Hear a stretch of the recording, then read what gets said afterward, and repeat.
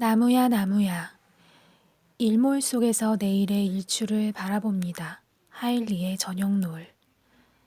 강화도의 서쪽 끝 하일리는 저녁 노을 때문에 하일리입니다. 저녁 노을은 하루의 끝을 알립니다. 그러나 하일리의 저녁 노을에서는 하루의 끝이 느껴지지 않습니다. 하늘과 땅이 적과 흙으로 확연히 나누어지는 산마루의 일몰과는 달리 노을로 물든 바다의 일몰에서는 저 해가 내일 아침 다시 동해로 솟아오르리라는 예언을 듣기 때문입니다. 하곡 정제두 선생이 당쟁이 격화되던 숙종 말년 표현이 서울을 떠나 진강산 남쪽 기슭 이곳 하일리의 자리를 잡은 까닭을 알 것 같았습니다. 이곳 하일리에서는 오늘 저녁의 일몰에서 내일 아침의 일출을 읽을 수 있기 때문입니다. 조선시대에는 서울에서 강화까지 걸어서 이틀 길이었습니다. 다시는 서울을 찾지 않으려고 하곡은 강화의 서쪽 끝인 이곳 하일리로 들어왔던 것입니다. 진강산 기슭의 예터에 오르면 손돌목의 세찬 물길로 서울로 돌아가는 길을 아예 칼처럼 자르고 떠나온 그의 강한 결의가 지금도 선연히 느껴집니다. 하곡이 정작 자르고 왔던 것은 당시 만연했던 이기론에 관한 공소한 논쟁과 그를 둘러싼 파당이었다고 할 수 있습니다. 하곡이 이곳에 자리 잡은 후 그의 사상에 공감하는 많은 인재들이 강화로 찾아들었습니다. 그리하여 원교 이광사, 연려실 이긍익, 석천 신작, 영재 이건창 등 하곡에 맥을 잇는 학자 문인들이 국학 연구 분야에서 탁월한 업적을 이룩했던 것입니다. 학문을 영달의 수단으로 삼는 주자학 일색의 허학을 결별하고 경전을 우리의 시각에서 새로이 연구하고 우리의 문화와 역사를 탐구하는 한편 인간 존재의 본질을 사색하는 듯 다양하고 개방된 학문의 풍토와 정신세계를 이루어냈던 것입니다. 뿐만 아니라 연암 박지원, 다산 정약용 등 조선 후기 실학에도 상당한 영향을 미친 이른바 강화학의 산실이 바로 이곳이었습니다. 공공을 극한 어려운 생활에도 개의치 않고 250년이라는 오랜 세월 동안 이러한 실학적 전통을 연면히 지켜온 고장입니다. 이른바 강화학파의 맥을 이어온 곳입니다. 강화학이 비록 봉건적 신분 질서와 중세의 사회의식을 뛰어넘는 것이라고는 할 수 없지만 지행합일이라는 지식인의 자세를 준엄하게 견지하며 인간의 문제와 민족의 문제를 가장 실천적으로 고민하였던 학파라고 할 수 있습니다. 곤륜산을 타고 흘러내린 차가운 물 사태가 사막 한가운데인 염택에서 지하로 자취를 감추고 지하로 잠류하기 또 몇천 리, 청해에 이르러 그 모습을 다시 지표로 드러내서 장장 8,800리 황하를 이룬다.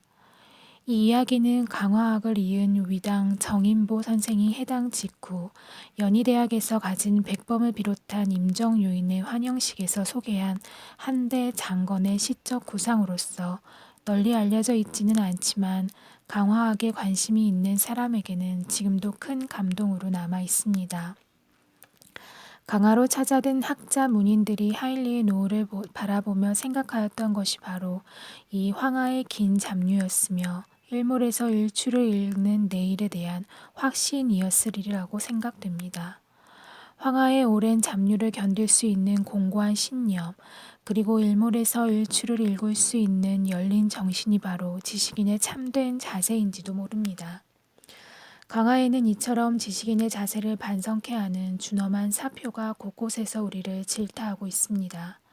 사기 이시원이 병인 양요를 맞아 자결한 곳도 이곳이었고 1910년 나라의 치욕을 통분하여 지식인 되기가 참으로 어렵다는 그 유명한 절명시를 남긴 매천 황현이 자결하기 직전에 찾은 곳도 이곳입니다.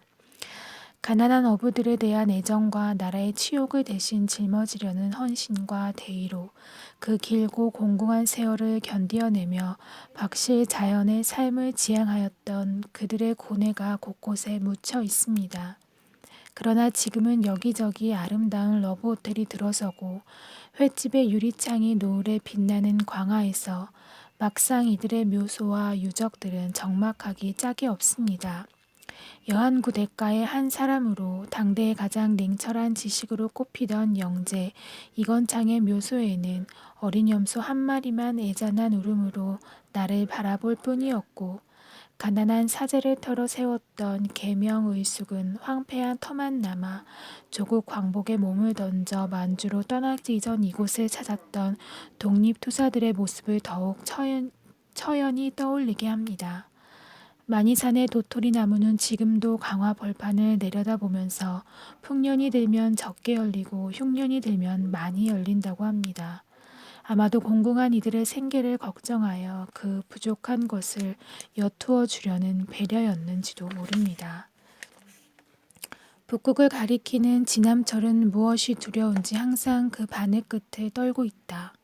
여인 바늘 끝이 떨고 있는 한 지남철은 자기에게 지니워진 사명을 완수하려는 의사를 잃지 않고 있음을 분명하며 바늘이 가리키는 방향을 믿어서 좋다. 만일 그 바늘 끝이 불안스러워 보이는 전율을 멈추고 어느 한쪽에 고정될 때 우리는 그것을 버려야 한다. 이미 지남철이 아니기 때문이다. 당신이 읽어준 이 간결한 글만큼 지식인의 단호한 자세를 피력한 글을 나는 이제껏 알지 못합니다. 당대의 가장 첨예한 모순을 향하여 서슬푸르게 깨어있는 정신이야말로 한 시대를 살아가는 지식인을 가리는 가장 확실한 지표라고 생각됩니다.